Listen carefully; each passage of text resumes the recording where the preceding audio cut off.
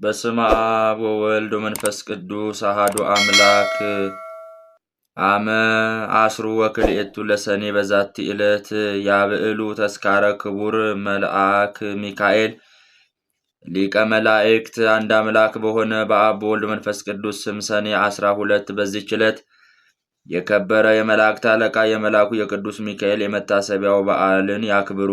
ዳግመኛም በዚህች ዕለት እግዚአብሔር የመላእክት አለቃ ቅዱስ ሚካኤልን በነገዱ ውስጥ በመላእክት ሁሉ ላይ በብዙ ክብር ሾመው። ዳግመኛም በዚች ቀን እግዚአብሔርን የሚፈራ አስተራኒቆስ የሚስቱ የቅድስት አፎሚያ የዕረፍቷ መታሰቢያ ሆነ። ዳግመኛም በዚህች ዕለት የመላእክት አለቃ ቅዱስ ሚካኤል ባህራንን የረዳበት የሞቱን ደብዳቤ ወደ ሰርግ የለወጠበትና በክብር ያሳረፈበት ወደ መንግሥተ ሰማያትም እንዲገባ የተራዳበት የበዓሉ መታሰቢያ ነው። ዳግመኛም በዚህች ዕለት የተባረከና የተመሰገነ በሰማያት ያለ ምስጢርን ያየ የኢትዮጵያ ንጉሥ ላሊበላ የዕረፍቱ መታሰቢያ ሆነ። ዘአቅረብኩ በስመ አብ ወወልድ ወመንፈስ ቅዱስ አሐዱ አምላክ። አመ አስሩ ወክልኤቱ ለሰኔ በዛቲ ዕለት ያብዕሉ ተስካረ ክቡር መልአክ ሚካኤል ሊቀ መላእክት። አንድ አምላክ በሆነ በአብ በወልድ መንፈስ ቅዱስ ስም ሰኔ 12 በዚህች ዕለት የከበረ የመላእክት አለቃ የመልአኩ የሚካኤል የመታሰቢያው በዓል ያከብራሉ። የሚያከብሩበት ምክንያት እንዲህ ነው። እስክንድሪያ በምትባል ከተማ አክላወ ባጥራ የተባለች ንግሥት የንጉሥ በጥሊሞስ ልጅ ዙሃል በሚባል ኮከብ ስም ያሰራችው ታላቅ ምኵራብ ነበረና በዚህች ዕለት አከበሯት። እርሷም የታወቀች ናት። እስላሞች እስከነገሱበት ዘመን ኑራ ከዚያ በኋላ አፈረሷት። ይህም በዓል ተሰራ፣ እስከ ዛሬም ጸንቶ ይኖራል። ዳግመኛም በዚህች ዕለት እግዚአብሔር የመላእክት አለቃ ቅዱስ ሚካኤልን በነገዱ ውስጥ በመላእክት ሁሉ ላይ በብዙ ክብር ሾመው።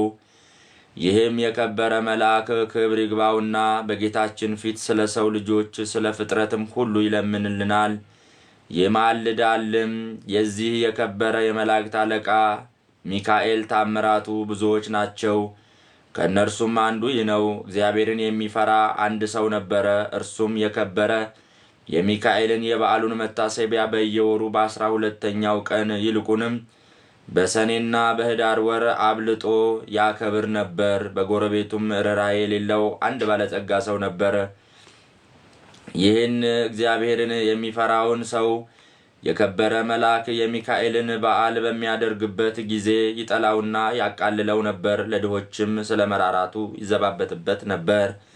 የሕይወቱ ዘመንም ተፈጽሞ የሚሞትበትና ከዚህ ከኃላፊው ዓለም ድካም የሚያርፍበት ጊዜ ሲቀርብ የክቡር መልአክ ሚካኤልን የበዓሉን መታሰቢያ ታደርግ ዘንድ ምጽዋት ሰጪም ትሆን ዘንድ ሚስቱን አዘዛት። ከዚህ በኋላ አረፈና ገንዘው ቀበሩት። ሚስቱም ጸንሳ ነበረች። የመውለጃዋ ጊዜ ደርሶ ምጥ ያዛት። በታላቅ ጭንቀት ውስጥ ሳለች እንዲህ ብላ ጸለየች። የእግዚአብሔር መልአኩ ሆይ ራራልኝ፣ በእርሱ ዘንድ ባለሟልነት አለህና በእግዚአብሔር ዘንድ ስለ እኔ ለምንልኝ። ይህንንም ባለች ጊዜ በቤቷ ውስጥ ብርሃን በራ፣ ከችግርም ዳነች። መልአኩ ውብ የሆነ ወንድ ልጅንም ወለደች።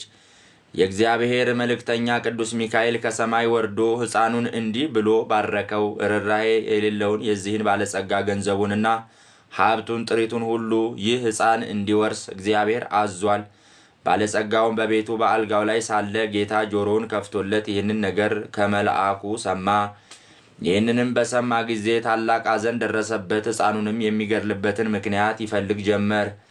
ነገር ግን ክብር ይግባውና ጌታ ይጠብቀው ነበር። ከዚህ በኋላ ያ ባለጸጋ ምክንያት አዘጋጅቶ የሚያገለግለኝ ልጅ የሆነኝ ዘንድ ልጅሽን ስጭኝ፣ እኔም እየመገብኩ እያለበስኩ አሳድገዋለሁ፣ ላንቺም 20 ወቄት ወርቅ እሰጥሻለሁ አላት። ይህንንም ነገር ከባለጸጋው በሰማች ጊዜ ስለ ችግሯ እጅግ ደስ አላት። ልጇንም ሰጠችው። እርሱም 20 ወቄት ወርቅ ሰጣት። ልጇንም ወሰደው። የምሻው ተፈጸመልኝ ብሎ ደስ አለው። ከዚህ በኋላ በልጁ ቁመት ልክ ሳጥን አሰርቶ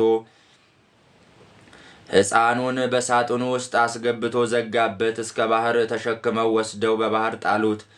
ክብር ይግባውና በጌታችን ፈቃድ ያ ሳጥን ሳይሰጥም ከዚያች ሀገር የ20 ቀን መንገድ ያህል ርቃ ወደምትገኝ ወደ አንዲት ሀገር ወደብ እስከሚደርስ በባህሩ ላይ ተንሳፈፈ። በባህሩም አካባቢ በጎቹን አሰማርቶ የሚጠብቅ አንድ ሰው ነበረና ሳጥኑን በውሃ ላይ ተንሳፎ አየው። እርሱም ከባህሩ አውጥቶ ወደ ቤቱ ወሰደው። ይህንንም ሳጥን እንዴት እንደሚከፍተው ያስብ ጀመር። ይህንንም ሲያስብ ወደ ባህሩ ይሄድ ዘንድ ጌታችን በልቦናው ሐሳብ አሳደረበት። ወዲያውኑም ተነስቶ ወደ ባህሩ ሄደና አንድ አሳ የሚያጠምድ ሰው አገኘ።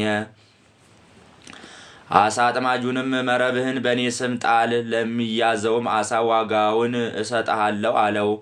አጥማጁም እንዳለው አደረገ።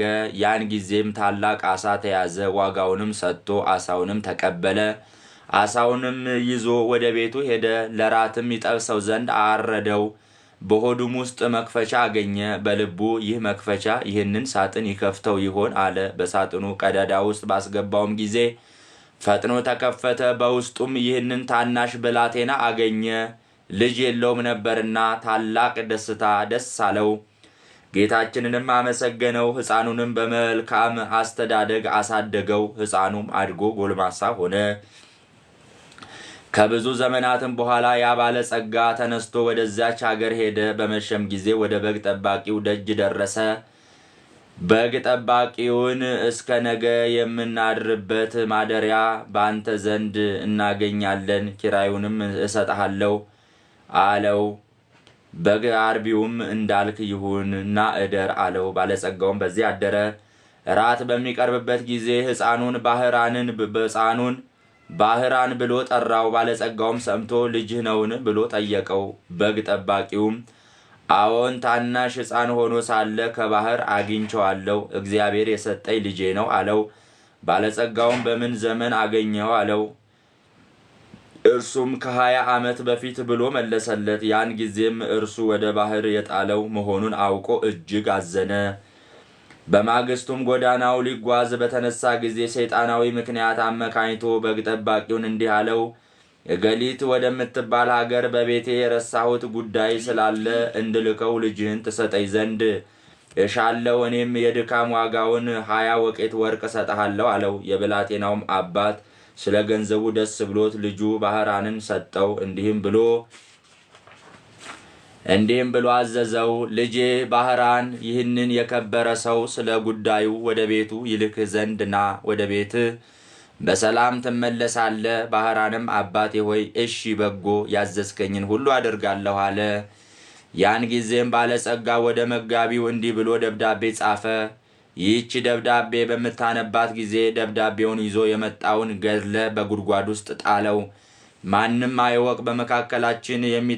በመካከላቸውም የሚተዋወቁበትን ምልክት ጽፎ አሸጋት። ለባህራንም ሰጠው። ለመንገዱ የሚሆነውን ስንቅ ሰጠው። ባህራንም ተነስቶ ጉዞውን ጀመረ። ሲጓዝም ሰንብቶ የአንዲት ቀን ጉዞ ሲቀረው እነሆ የመላእክት አለቃ የከበረ መልአክ ሚካኤል በንጉሥ ጭፍራ አምሳል በነጭ ፈረስ ላይ ተቀምጦ አንተ ጎልማሳ የያዝከው ምንድን ነው አለው። ወደ እገሌ ሀገር ወደ ቤቴ ለማድረስ ከአንድ ባለጸጋ የተጻፈች መልእክት ናት አለው። ያችን ደብዳቤ አሳየኝ አለው። እርሱም ስለፈራ ሰጠው። በዚያንም ጊዜ የከበረ መልአክ ሚካኤል ያችን የሞት መልእክት ደመሰሳት። በእርሷ ፈንታም በንፍሃት ለውጦ እንዲህ ብሎ ጻፈ። ይችን ደብዳቤ ይዞ ለመጣ ባህራን ለሚባል ሰው ይህች ደብዳቤ ደርሳ በምትነበብበት ጊዜ ልጄ እገሊትን አጋቡት፣ በውስጥና በውጭ ያለ ንብረቴንና ጥሪቴን፣ ወንዶችና ሴቶች ባሮቼን፣ ጠቅላላ ንብረቴንም አውርሸዋለሁ። የፈለገውንም ሊያደርግ ስልጣን ሰጥቼዋለሁና እኔን አትጠብቁኝ፣ እኔ ብዙ እዘገያለሁ። የእኔ ሹሙ እገሌ ሆይ በእኔና በአንተ መካከል ይቺ ምልክት እነኋት። ከዚህ በኋላ አሽጎ ለባህራን ሰጠው። ወደ ባለጸጋው ቤት ሄደ። ይችን ደብዳቤ ለሹሙ ስጠው፣ በጎዳና እኔ እንደተገናኘው አትንገረው፣ እንዳይገድልህም ይህንን የሞት ደብዳቤ ለውጬልሃለሁ አለው። ባህራንም እሺ ጌታዬ፣ ያዘዝከኝን ሁሉ አደርጋለሁ አለ። ባህራንም ወደ ባለጸጋው ቤት በደረሰ ጊዜ ያችን ደብዳቤ ለሹሙ ሰጠው። ባነበባትም ጊዜ በመካከላቸው ያለውን ምልክት አገኘ። አስተውሎም እርግጠኛ እንደሆነ አወቀ። ከዚህ በኋላ ለባህራን ሰርግ አዘጋጅቶ እንደሚገባ በቤተ ክርስቲያን ሥርዓት በተክሊል የባለጸጋውን ልጅ አጋቡት። 40 ቀን ያህል ደስታና ሐሴት እያደረጉ ኖሩ።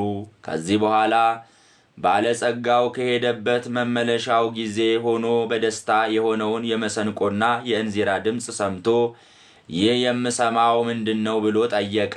እነርሱም ስሙ ባህራን ለተባለ ያንተን ደብዳቤ ላመጣ ጎልማሳ ሰው ልጅ እገሊትን አጋቡት፣ እነሆ ለ40 ቀናት በሰርግ ላይ ነው። ገንዘብህንና ጥሪትህን ሁሉ ወንዶችና ሴቶች ባሮችህን አንተ እንዳዘዝክ ሰጥተውታል አሉት። ይህንንም በሰማ ጊዜ ደንግጦ ከፈረስ ላይ ወድቆ በድንገትም ሞተ። ባህራንም በጎ ሥራዎችን የሚሠራ ሆነ። የተገለጸለትና ከመገደል ያዳነው የመላእክት አለቃ የከበረ መልአክ ሚካኤል እንደሆነ ሊገድለውም የሚሻውን የባለጸጋውን ጥሪቱን ሁሉ ያወረሰው እርሱ እንደሆነ ተረዳ። የዚህንም የከበረ መልአክ የመላእክት አለቃ ሚካኤልን መታሰቢያ በየወሩ ያደርግ ጀመረ። ቤተ ክርስቲያንም ሰራለት። የቅዱስ ሚካኤልንም ስዕሉን አስሎ በቤተ ክርስቲያን ውስጥ አደረገው። ከእርሱም ብዙዎች ድንቆች ተአምራቶች ተገለጡ። ባህራንም ቅስና ተሹሞ እስከ ዕለተ ሞቱ በዚያች ቤተ ክርስቲያን ውስጥ የሚያገለግል ሆኖ ኖረ። በዚህም በከበረ የመላእክት አለቃ ሚካኤል አማላጅነት ከእናቱና ከአባቱ ከልጆቹ ጋር የዘላለም ሕይወትን ወረሰ። መድኃኒታችን በተነሳባት ቀን ይህ ክቡር መልአክ ሚካኤል ከውስጠኛው መጋረጃ ውስጥ ገብቶ በክብር ባለቤት ፊት እንዲህ እያለ ይለምናል። እውነት ስለሆነ ቃል ኪዳን በምድር መታሰቢያዬን የሚያደርጉትን ትምርልኝ ዘንድ ፈጣሪ ሆይ እኔ አገልጋይህና መልእክተኛ ከቸርነትህ ለምናለው። አንተ መሐሪና ይቅር ባይ ነህና። የክብር ባለቤት ጌታችን እንዲህ ብሎ ይመልስለታል። የመንፈሳውያን ሰማያውያን መልእክት አለቃቸው ሚካኤል ሆይ መታሰቢያን የሚያደርገውን ሁሉ መሸከም እንደምትችለው ከሲኦል 3 ጊዜ በክንፎች ተሸክመ እንድታወጣ እንሆ እኔ አዝዣለሁ።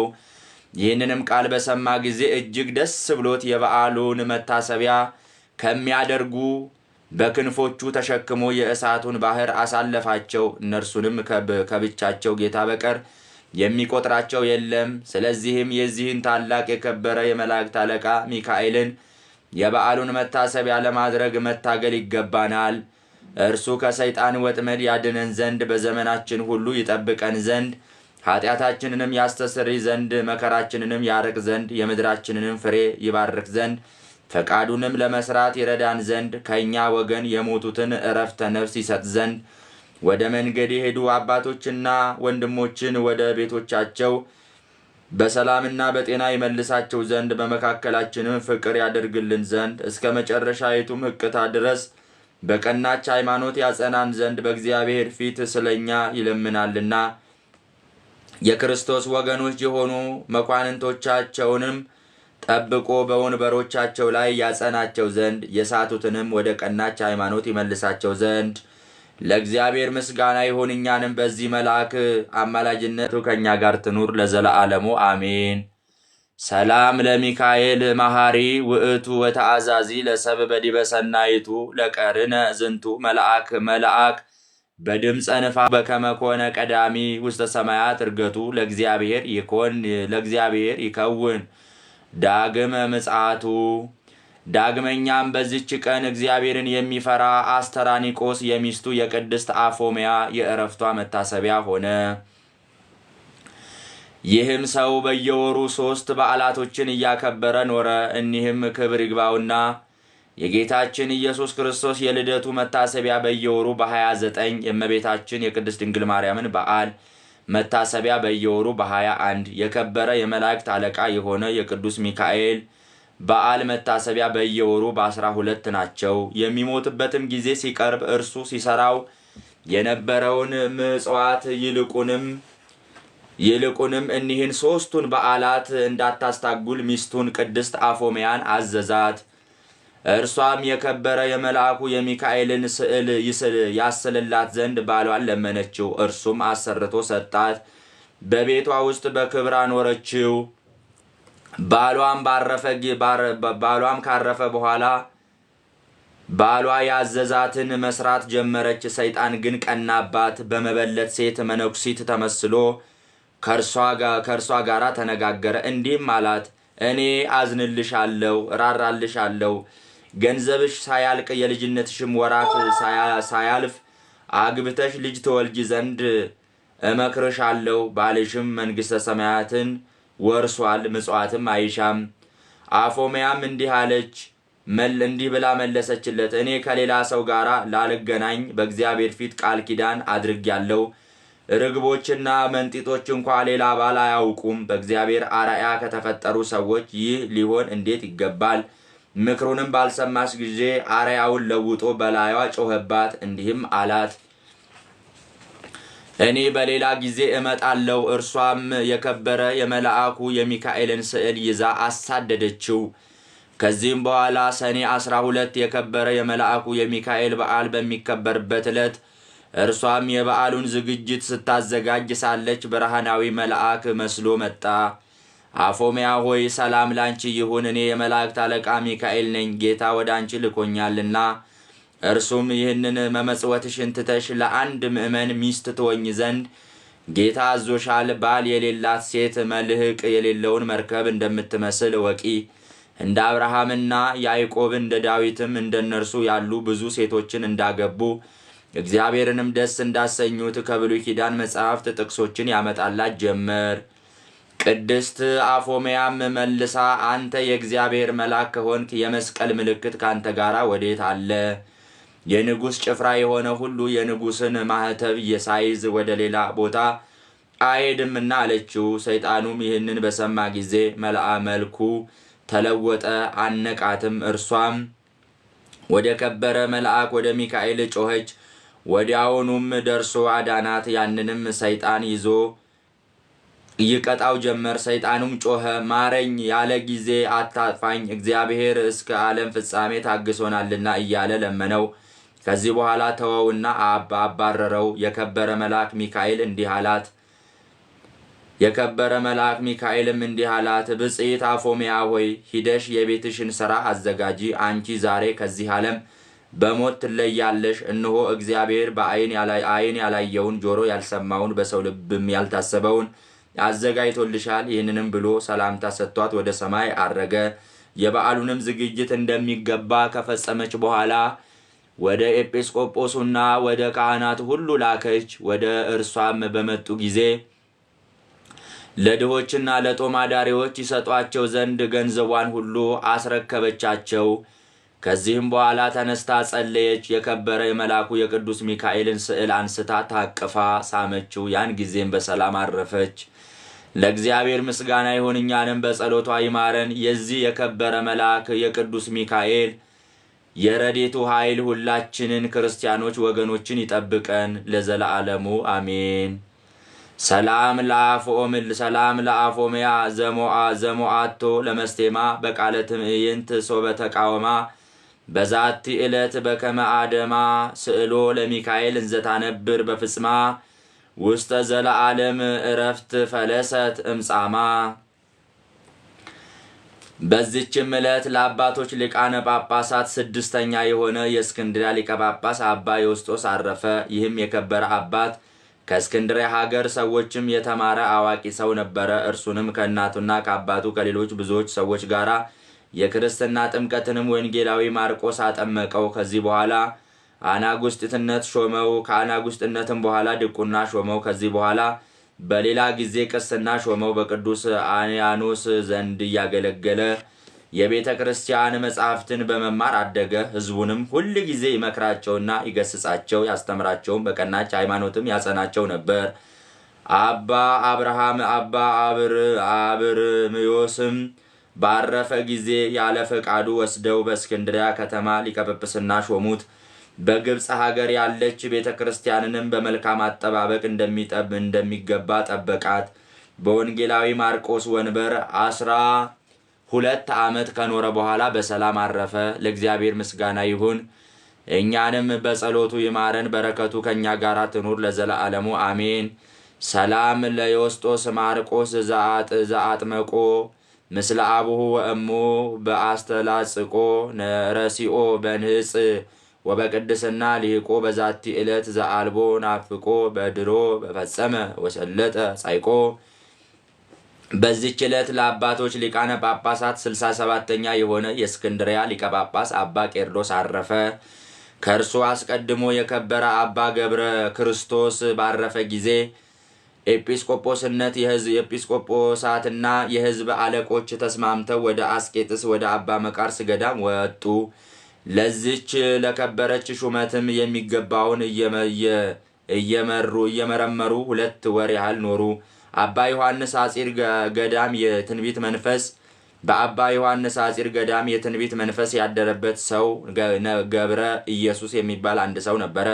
ለእርሱም የእግዚአብሔር መልአክ ተገልጾለት እንዲህ አለው፣ ለኤጲስቆጶሳቱ ለዚች ለከበረች ሹመት የሚገባ ስሙ ገአርጊ የሚባል በመካከላቸው አለ፣ አትዘኑ በላቸው አለ። ያን ጊዜም ቅዱስ ገብረ ኢየሱስ ይህንን ነገር ነገራቸው። ከዚህም በኋላ ይህ አባት ይዘው ያለ ፈቃዱ በወንጌላዊ ማርቆስ ወንበር ላይ ሊቀ ጵጵስና ሾሙት። እርሱም እጅግ አዋቂ ነበርና በሹመቱ ዘመን ቤተ ክርስቲያን ደስ ተሰኘች። ኤጲስቆጶሳትና ቀሳውስትና ዲያቆናት ሾመ።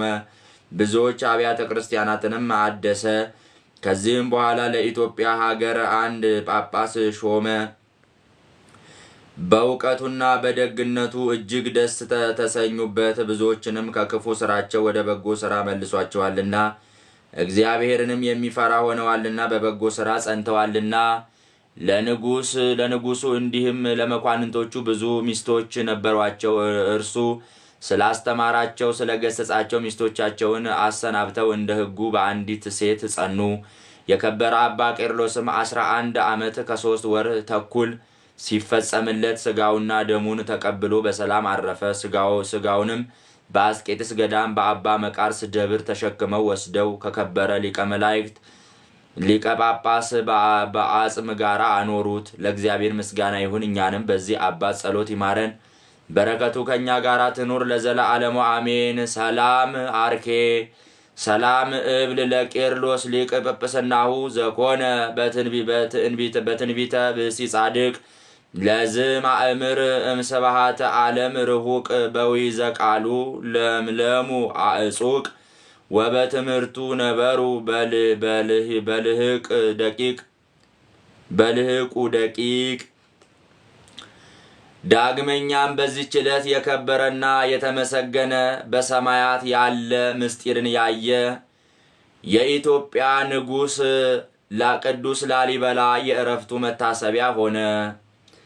ይህንንም ቅዱስ ወላጆቹ በወለዱት ጊዜ እግዚአብሔርን በመፍራትና በበጎ ሥራ ሁሉ አሳደጉት። አድጎ አካለ መጠን ባደረሰ ጊዜ ታላቅ ወንድሙ ንጉሥ ቀናበት። መልእክተኞችንም ልኮ ወደ እርሱ አስመጣው።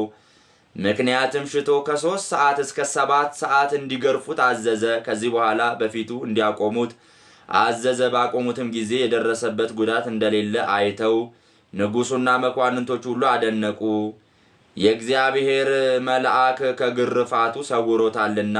ከዚህም በኋላም ወንድሙ ንጉሥ ባንተ ላይ ስላደረግኩት ክፉ ሥራ ወንድሜ ሆይ ይቅር በለኝ ብሎ ለመነውና እርስ በርሳቸው ታረቁ። ከዚህ በኋላ እግዚአብሔር መንግስትን አወረሰው። መንግስትንም በያዘ ጊዜ እግዚአብሔርን በሚያገለግልበት ሥራ በረታ።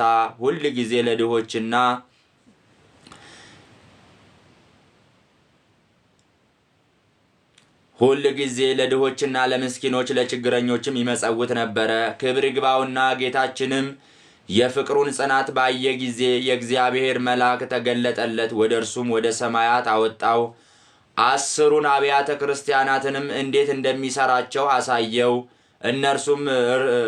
እነርሱም ስራቸው የየራሳቸው የሆነ ልዩ ልዩ ተመልሶም እነርሱ የየራሳቸው የሆነ ልዩ ልዩ ነው። ተመልሶም መንፈስ ቅዱስ እንዳራቀቀው በአስደናቂ ጥበብ አነጻቸው። እኒህም አብያተ ክርስቲያናትን አንጾ በፈጸመ ጊዜ መንግስቱን ለወንድሙ ልጅ አወረሰ። ከዚህ በኋላ ክብር ይግባውና ጌታችን ኢየሱስ ክርስቶስ በብርሃን ሰረገላ ተቀምጦ የሚያስፈራ መብረቅን የተጎናጸፉ አእላፍ መላእክቱን ዙሪያውን ሆነው ወደ እርሱ መጥቶ እንዲህ አለው። ወዳጄ ላሊበላ ሆይ ሰላም ይሁንልህ። እኔ በማይታበል ቃሌ እነግርሃለሁ። ማደሪያህ በክብር ሁሉ ከከበሩ 12 ሐዋርያቶች ጋር ይሁን። በጸሎትና በቃል ኪዳን ለሚታመን እምነቱ እንደ ጴጥሮስና እንደ ጳውሎስ ደም መፍሰስ ይሆንለታል። ወደ ቤተ መቅደስም የሄደ በኢየሩሳሌም ወዳለው ቤተ መቅደሴ እንደሄደ ይሆንለታል። መቃብርህንም የተሳለመ የሥጋዬንም መቃብር እንደተሳለመ ይሆንለታል። በዓመታቱ ወሮችም ሁሉ የተራቡትን እያጠገበ የተጠሙትን እያጠጣ መታሰቢያህን ለሚያደርገው እኔ የተሰወረ መና እመግበዋለሁ፣ የሕይወት ጽዋንም አጠጣዋለሁ።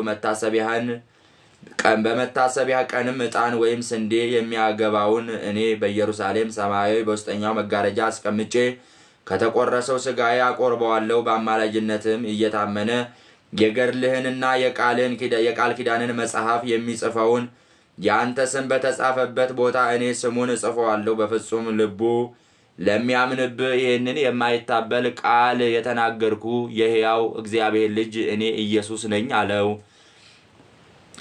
ጌታችንም ላሊበላም ይህንን ቃል ኪዳን ስላጸናለት ክብር ይግባውና ጌታችንን እያመሰገነ በምድር ላይ ወድቆ ሰገደ። ጌታችንም ሰላምታ ሰጥቶ በክብርና በምስጋና ወደ ሰማይ አረገ። ከዚህ በኋላ ጥቂት ሕማም ታሞ በሰላም አረፈ። ነፍሱንም የብርሃን መላእክት ተቀብለው የእግዚአብሔር ሕይወት ማደሪያ ወደሆነ ማረፊያው አስገቡት። ለእግዚአብሔር ምስጋና ይሁን። እኛንም በዚህ በቅዱስ ጻድቅ ንጉሥ ላሊበላ ጸሎት ይማረድ፣ በረከቱም ከእኛ ጋር ትኑር ለዘለዓለሙ አሜን። ሰላም ለላሊበላ ሐናጼ መቅደስ አርኬ።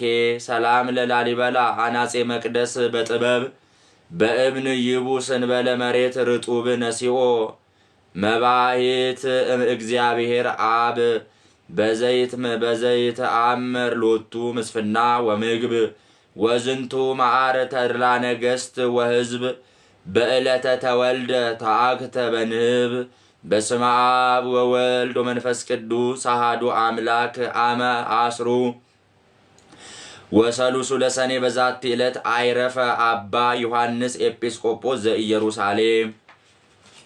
ወበዛቲ ዕለት ሰሩ መምህራን ለሕዝበ ክርስቲያን በብሔረ ግብፅ ከመ ይግበሩ በዓሉ ለመልአክ ክቡር ገብርኤል ሊቀ መላእክት ሰባኪ ዜና አዲስ። በዚች ቀን የሄኖስ ልጅ የቃይናን የእረፍቱ መታሰቢያ ነው። ቃይናንም 170 ዓመት ኖረ።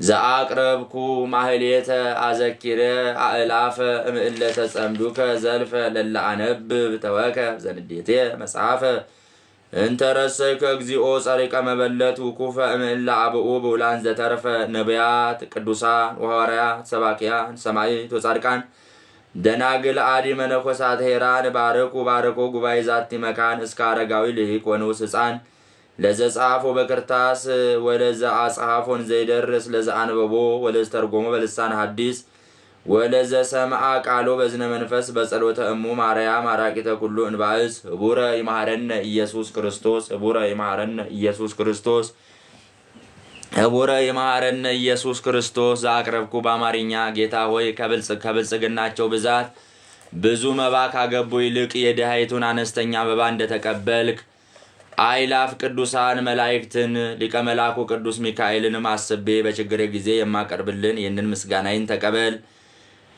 እናንተም ቅዱሳን ነቢያት፣ የወንጌል ሰባኪያን ሐዋርያት፣ ሰማዕታትና ጻድቃን፣ ትጉሃን መላእክት፣ ፍጹማን ደናግል እንዲሁም ደጋግ መነኮሳት ልጅ አዋቂ ሳይለይ የምንሰበሰብበትን የዚህን የጉባኤ ቦታ ባርኩ።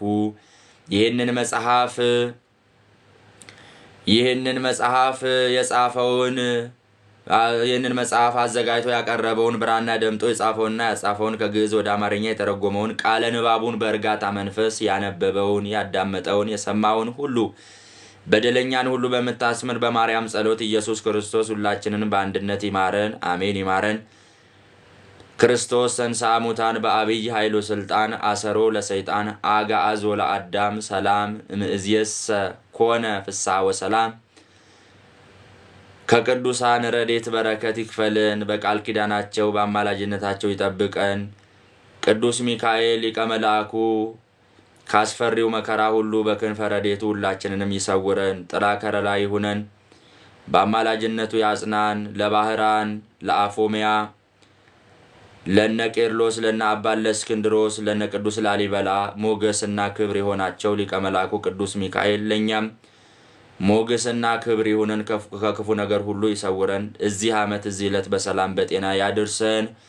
አባታችን ሆይ በሰማያት የምትኖር ስምህ ይቀደስ፣ መንግሥትህ ትምጣ፣ ፈቃድህ በሰማይ እንደሆነች እንዲሁም በምድር ላይ ትሁን። የዕለት እንጀራችንን ስጠን ዛሬ፣ በደላችንን ሁሉ ይቅር በለን እኛም የበደሉን ይቅር እንድንል።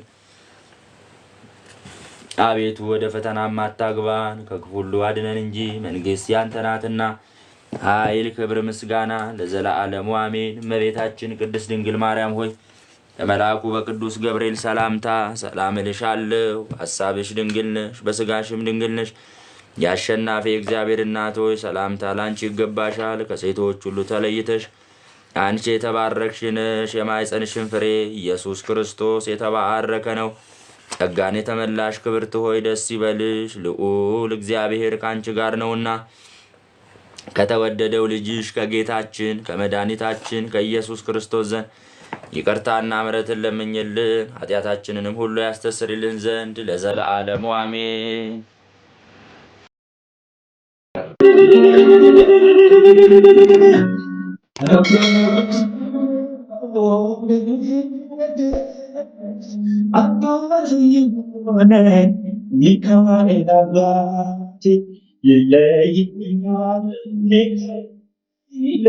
ይለይብኛል ከፍሎ በቤቱ አሳድጎኛል። ይለይብኛል ይለይብኛል ከፍሎ አሳድጎኛል። ልጅነቴን አባቴ የሆነኝ ሚካኤል አባቴ ይለይብኛል ይለይብኛል ከክፉ ሸፍኖ በቤቱ አሳድጎኛል። ይለይብኛል ሚካኤል ይለይብኛል ከክፉ ሸፍኖ በቤቱ አሳድጎኛል።